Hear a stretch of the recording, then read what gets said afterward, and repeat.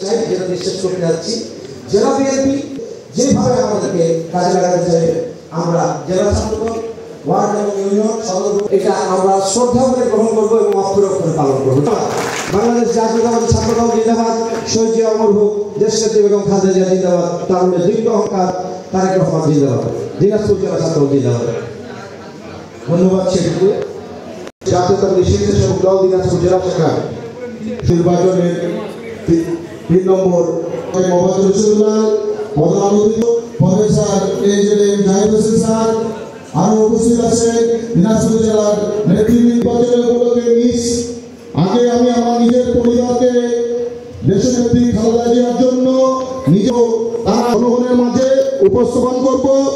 মহিলাদের পরিবারের জন্য যে ফ্যামিলি কার্ড সেটা আমাদেরকে নিজ নিজ এলাকায় বাসায় ঢুকে ঢুকে ভোটারদেরকে যেন সেন্টারে নিয়ে যেতে পারে।